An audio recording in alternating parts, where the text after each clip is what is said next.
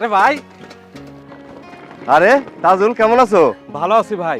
আমার শালা কিন্তু আমার কয়েকদিনের মধ্যে বিদেশে নিয়ে যাইতেছে। আর এই যে যে জামা কাপড় দেখতেছো, এগুলো সব আমার শালা পাঠাইছে বিদেশ থেকে। আমার ভাই না তারে খুব পছন্দ করে। আমারে কেমন লাগতেছে? তোমারে খুব সুন্দর লাগতেছে, বাহ বাহ বাহ। কিন্তু এই গরমে এত মোটা জামা কাপড় পরা ঠিক না। তুমি মি আসলে একটা ব্যাককল। গরমের সাথে জামা কাপড়ের সম্পর্ক কি? হ্যাঁ, চলো।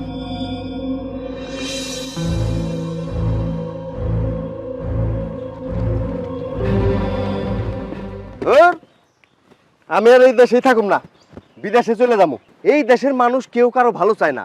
আরে ব্যাককলের ঘরে ব্যাককল, তোর যদি ভালো নাই লাগে তুই চোখ বন্ধ করে রাখ। তা তুমি কি এখনই বিদেশ রওনা দিছো?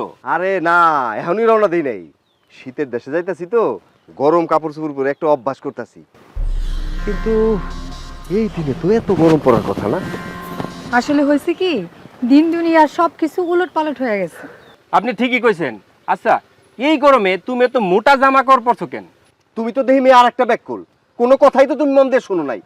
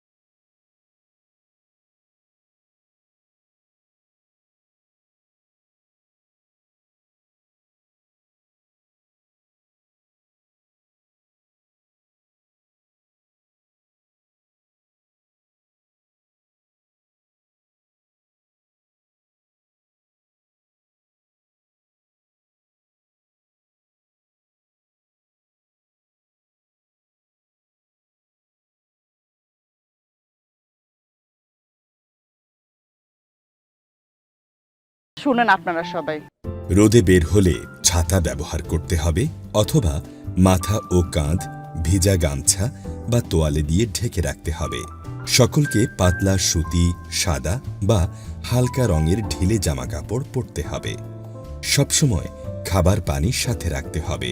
তৃষ্ণা না পেলেও কিছুক্ষণ পর পর পানি খেতে হবে। তীব্র গরমে গর্ভবতী মায়েরা এবং শিশু শারীরিক ঝুঁকিতে থাকে, তাই পরিবারের অন্য সদস্যরা গর্ভবতী মায়ের এবং শিশুদের বিশেষ যত্ন নেবে। প্রয়োজনে স্বাস্থ্য বাতায়ন 16263 নম্বরে যোগাযোগ করবেন। শুধুমাত্র সচেতনতাই পারে তাপ প্রবাহের বিশেষ ক্ষতি থেকে আমাদের রক্ষা করতে।